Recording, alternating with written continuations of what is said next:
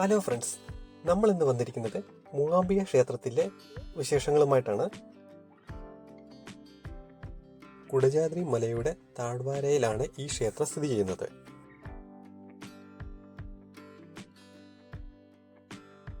ഹൈന്ദവ വിശ്വാസപ്രകാരം ജഗദീശ്വരിയായ സാക്ഷാൽ ആദിപരാശക്തി മഹാകാളി, മഹാലക്ഷ്മി, മഹാസരസ്വതി എന്നീ 3 ഭാവങ്ങളുടെ ഐക്യരൂപിണിയായി മൂകാംബിക എന്ന പേരിൽ ഇവിടെ ആരാധിക്കപ്പെടുന്നു.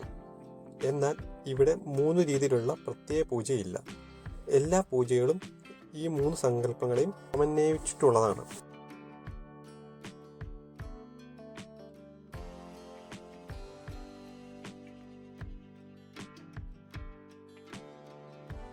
ശ്രീചക്രപീഠത്തിൽ ഭഗവതിയോടൊപ്പം ത്രിമൂർത്തി സാന്നിധ്യം ഉൾക്കൊള്ളുന്ന ശിവലിംഗം കൂടി ഉള്ളതിനാൽ ശിവശക്തി ത്രിമൂർത്തി ഐക്യരൂപത്തിലാണ് ഇവിടുത്തെ പ്രതിഷ്ഠ.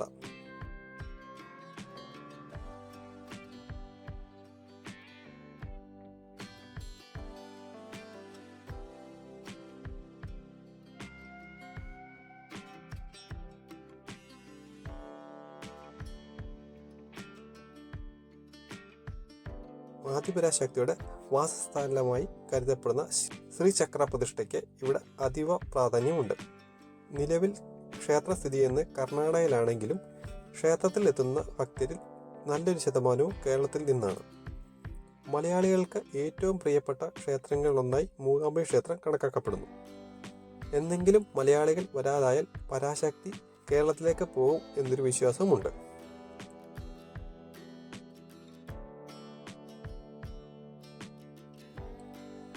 നിത്യേന 5 പൂജകളും 3 ശിവേലികളുമുള്ള മഹാക്ഷേത്രമാണ് കൊല്ലൂർ മൂകാംബിക ക്ഷേത്രം.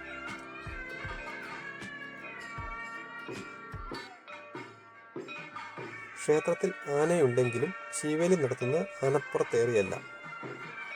ആദ്യ പ്രദക്ഷിണത്തിൽ തലയിലേറ്റിയും പിന്നീടുള്ള 3 പ്രദക്ഷിണങ്ങളിൽ പല്ലക്കിൽ കിടത്തിയും അവസാനം തേരിലേറ്റിയുമാണ് ശിവേലി നടത്തുക.